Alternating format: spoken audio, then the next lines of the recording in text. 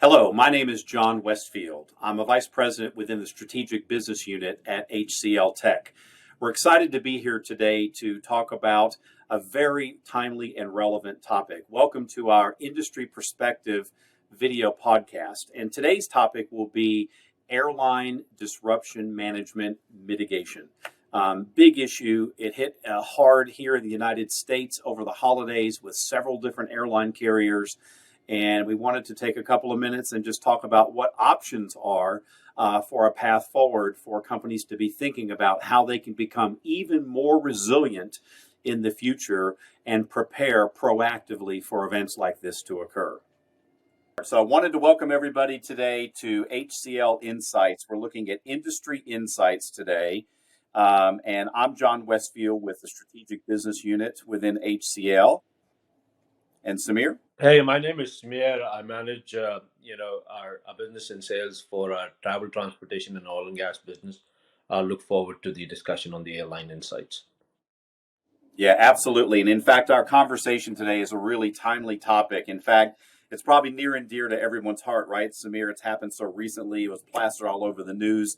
And unfortunately, tens of thousands of people were impacted by that. And that is airline disruption management. And again, it happens often, not just what happened here in the last month and a half during the holiday period, but, whenever there's bad weather in a large airline hub or any other sort of event that causes just disruption. And airlines have really been tackling this, I would say, for the last 15 or 20 years. And I don't know that anyone's really got it right to sort of figure it out. And just to put it in context, which I think is sort of an interesting way to think about it, is, this event that happened just a couple of weeks ago cost, north of almost $750 million at a minimum, just that one event.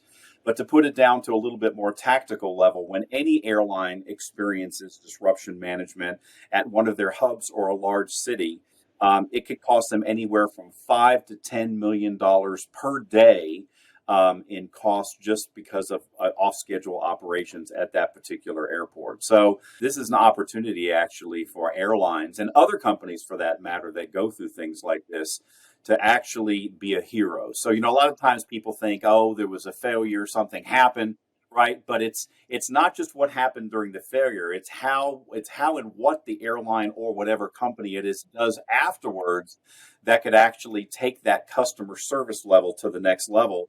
And they could become heroes from a customer perspective because, wow, the airline took care of me. And in this particular case, I think that happened a couple of weeks ago. I think that, one of the specific airlines that was very impacted by this has done a lot of good things, right? They've communicated well. They have financially taken care of their customers and taken care of expenses like lodging and food and rental car and other things like that. Worked as hard as they could to get luggage in place, lost luggage and things like that. So it's not one of those things that during the event, people may be very upset with the company because the things happen. But afterwards, when all is said and done, people look back at the overall experience and say, but was it handled okay? So something as disastrous as what happened could in fact be and provide an uptick from a customer service perspective, right? At least that's what I believe. No, exactly. I mean, I think that the tremendous amount of learning that came in place, from this event. And I think one thing that should be commended, are the employees of the organization that even through that upheaval, they went over and above, to deliver for their airline, to deliver for their customers, and did their job splendidly. Now I think that the event has settled down, and there is a phenomenal opportunity for the airlines to go back and learn, from where they can improve, how they can improve, and what they can do to improve the overall experience for their employees and for their customers. An operational system when you're managing such complicated networks with such a busy schedule.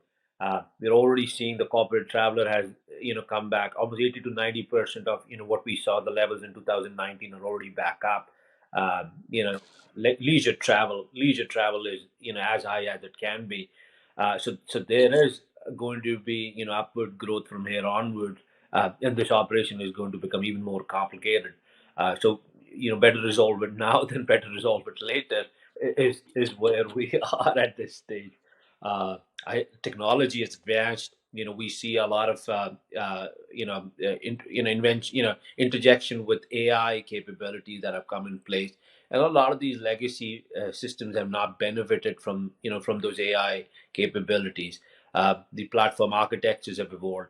So I see there is an immense amount of immense amount of work that could be done to stitch it up really, really well so that they could gear up for the next travel schedule, the next travel big event, or the next big weather event that comes together. Yeah.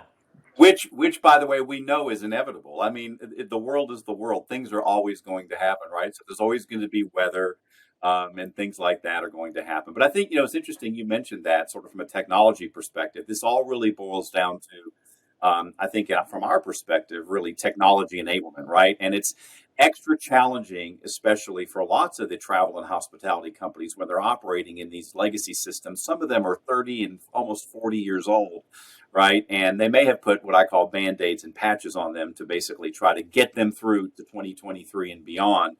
But I think that this event has probably shed some extra or laser focused light, if you will, on the fact that some of these systems really need some upgrading. And actually, before you even think about upgrading the systems, I think it's probably more of a process redesign and optimization before you just go in and start updating the system. It's really, what do we want the optimal process to look like? And there's many components of that, right? And then start to think about how do you technologically enable that, and bring them out of some of these legacy environments. It's a challenge. It's a huge challenge for everybody, right? And because it's a huge challenge, it takes time, and obviously it takes money and lots of effort. And oh, by the way, the same time that they're having to do this, they've got to run the company, run the airline, or run the hotel that they're running right this minute. So it's extra challenging, right?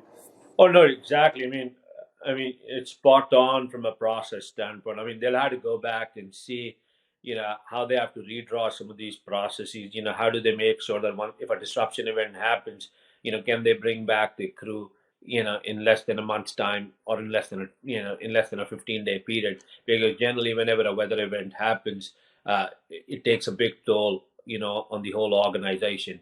And when there's an unplanned event happen, it only adds to the chaos. Uh, so there is going to be a lot of work required, because not only does it impact the passengers that we've been talking about, but it also impacts the cargo movement, which these airlines are working with, uh, and which in turn also impact the bottom line and the top line for this organization. Uh, and I think in terms of the competition, you see a lot of new players that are emerging in this marketplace. So it's important for the tier ones to make sure that they're on their toes, because they're also adding more capacity as they're going forward. I mean, when I see what Boeing and Airbus, their order books are filled, and American carriers have signed up with them in a big manner. All of that is going to add to the operational network. And in case if and it is an event that if one, it's a dominoes effect. If there is one event, one schedule that goes off the toss, it goes in and impacts the remaining ones as well. So I'll be super critical, to take a step back and to see, which of these processes in the operation space, specifically in disruptions, could they come back and resolve. Then go back and look at their technology landscape and see, where there are opportunities, where there can be intervention from the new digital stack that's available for them.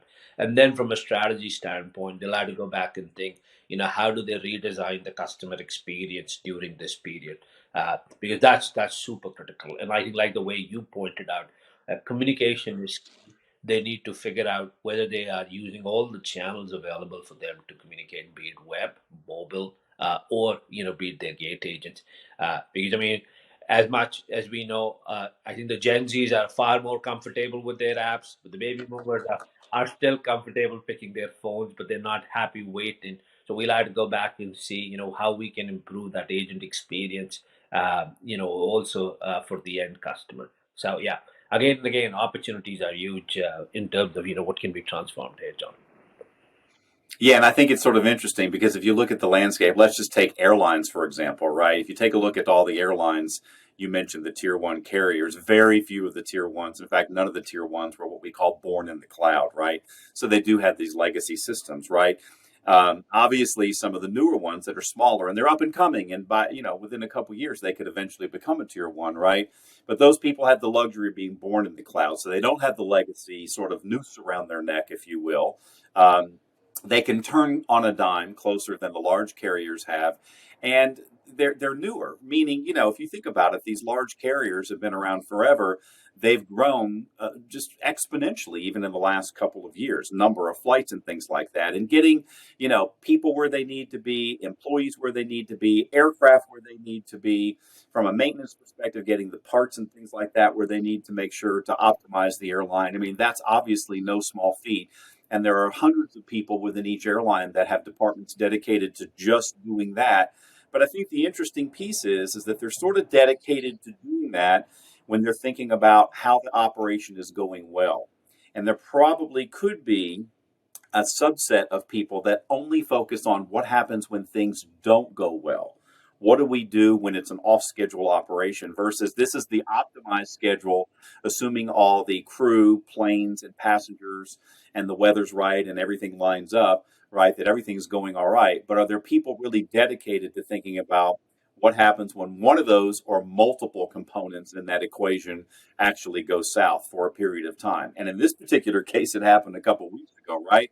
It was a matter of almost, I think, a week and a half where this had happened. I mean, it was an elongated period. So I think that sort of catches people off guard too. And I think it's a natural thing for companies, and all of us are like this, to focus on what happens when things are going well. And it's difficult to sort of shave off people to say, have those people only planning for and jump into action when things don't go as planned, right? No, exactly. I think generally, when it comes to the end of the year, people have got their holidays. There's a Christmas, breaks, but we also know that it is also time for snow to fall, uh, and weather to be disrupted. So there are a lot of these events that coincide with each other. So it's important that each of them is nuanced in a fashion by the airlines, because there's a lot of brand, negative brand impact that they could get, and building up in the brand value up again is always challenging. And this is going to get even more complicated when you've got the electrical vehicle takeoff and landing, also getting integrated with this. Suddenly, the chaos is not only relegated to the airports or to the airlines, but it is also to the to the carriers, that are feeding into these airlines, and they would be based in the city. That design is still starting to take shape. So I think it becomes all the more critical, that the airlines work on that. And I think the other important aspect, which we also have to think about, there's a lot of feeder airlines that help the tier ones, and those feeder airlines, also need information with regards to what's going to happen with the airplane, what's going to happen with the fuel, what's going to happen with the crew, when the schedule, goes for a toss. So I think the remit of this is already pretty large, and the technology stack that's available can help unravel some of the challenges that are there, and can also help resolve some of these challenges very well. So like you said, I'll echo the same. Happy to discuss with our airline colleagues on how we can help them resolve these problems. I always say this is the biggest math problem in town, and we're It is. and, and we've got the best crew to get it resolved as well. No, I would agree. I would agree. And it is a math problem. And in fact, I want to just expand on one of the topics you just brought up. And you talked about, for example, feeder airlines and how those really assist and really are part of the network for the tier ones. I'll sort of expand on that. And that is, if you think even outside the airline space, from a customer perspective, it's an end to end journey, starting with when you make a reservation, for example, for a flight, all the way until you pick up your bags at your destination and you're back home and everything is okay, your luggage is okay, right? But if you think about it, it's more than even just the feeder airlines and the tier one airlines. There's a lot of other players, and that's why communication is so important in the entire what I call travel ecosystem. So, for example, it's not just airlines; it also is airports. It's also governmental entities. When you think about TSA and things like that, all these people are involved when there's off schedule or disruption, in any sort of an operation from a day-to-day perspective. It's not just the airlines, it's the airlines coordinating with the airports and the airport local authorities and the federal government from a screening perspective. And obviously, in this particular case, people were stuck in airports for days on end. There was communication with, hospitality companies to be able to take care of those customers. And then obviously communication with merchants inside the airport, the retail um, operations, to make sure that people could be fed and get water and things like that and have sustenance while they were stuck in the airport for a couple of days. So I think, it's really, the whole ecosystem, I think, has to be taken into consideration as well. And I think, that's a challenge, obviously, because it's disparate systems and, many, many different people. But if you think about it, if I'm the customer traveling from point A to point B, it's not just that airline experience, it's the airport experience, it's the retail experience, it's the transportation safety administration experience with security. It's everything involved along the way. And if any one piece of that puzzle gets disrupted, of course, it could impact my thoughts about the airline, right? Even though it wasn't the airline's fault, it could have been an airport issue.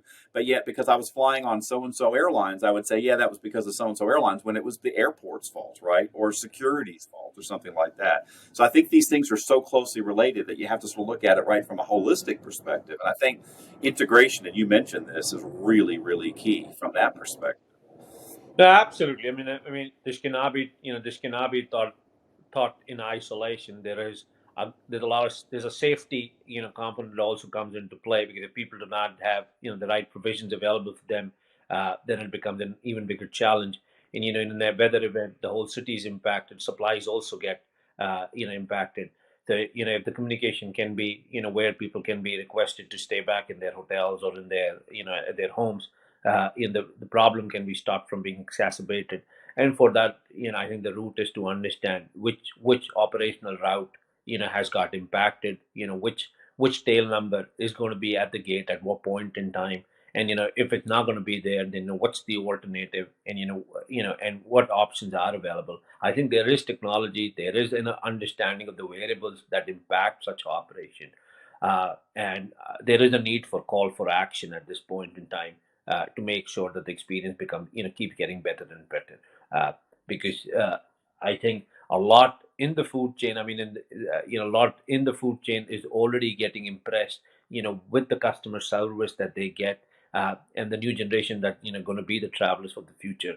They are also super, thrilled about the idea of getting a great experience. So over the wing, or above the wing rather, we have to make sure that we continue to work on it, go back and look at what is quarterbacking, which part of our operational processes, and then we have to go back and then look at what processes as a whole need to be updated, so that this could be evolved for well.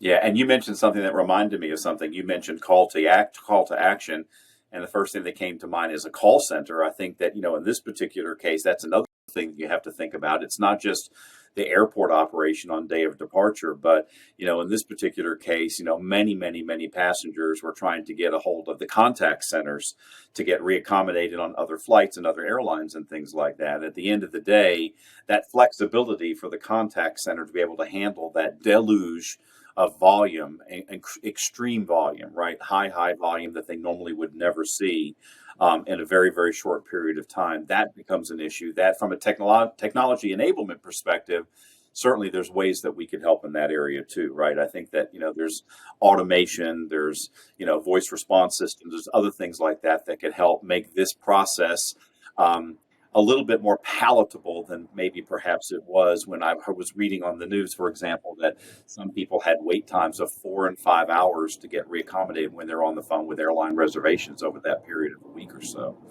No, exactly. I mean, and I know, we at HCL have helped a ton of customers, with that exercise. We've gone in and, reworked their processes, and then made sure that the IVRs, or the other technology that is available, is intelligent enough to proactively call the customer, so that they do not have to go through those waste time. I think the whole experience and the whole situation gets exacerbated, when the wait times are that long. And you have to get to the airport, with the hope that you may get to a flight. But if you're informed way well in advance that there's another alternate option available, then I think that'd be huge. And I think and this also then takes you to loyalty, because from that standpoint, I mean, I think a lot of these companies have a lot of networks that they have with the hospitality, with the rental companies.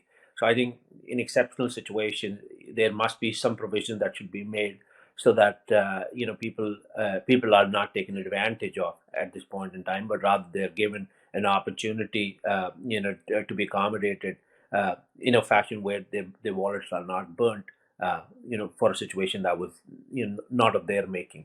Uh, and I Yeah, and by the way, proactively taken care of, right? Proactively, Proactively taken care of. absolutely. I mean, and I think that's going to improve the experience like nobody else. That will also improve, the overall ecosystem, that's working to make it better. And I think there is a lot of understanding and maturity that these events are all are events that are not of a human's making. But still, I think if we can, as a ecosystem, come together and help, there's a lot of ways that we can make the experience better across the rental cars, the hospitality, and this all could be triggered and orchestrated by the airlines, because that's what takes us from a point to another point where we're trying to go in our journey. I agree. And I think a final point I wanted to mention is, and you just mentioned this, is that obviously across the ecosystem from a travel perspective, that communication and coordination is really, really key. But I think in this particular case, even for companies that aren't in the travel space, there's probably a lot of lessons learned from a disruption management perspective. I mean, how does any company prepare for things like this and then go into battle, so to speak, on the day of when something like this happens, or in this case, multiple days, and how do you deal with it? And then how do you fix whatever things got broken as a result of the event itself, right? So I think lots of industries could be sitting back and thinking, what can I be doing to plan so that I'm more resilient going forward, not just again to prepare for when things are good and going well, but to prepare for the inevitable, which is that sometimes things don't go as planned. And how do I still take the best care of my clients and the best care of my employees, and make sure that our brand, distinction and image stays, in top shape, right? It's very important. Excellent. And I mean, it's pretty visible and audible, from the passionate conversation that I and you have had. That I mean, that this is a cascading issue. That one leads to the other. So it's critically important that airlines look at this element this time as an opportunity where they can call upon people who understand the processes, people who understand what challenges that the airline sector is facing, so that we can improve the overall experience, because there is data available, there is information available to get it resolved. Look forward to discussing with our airline customers as we go forward and take this to the next level. Absolutely. So, Samir, I wanted to thank you so much for spending time with us today.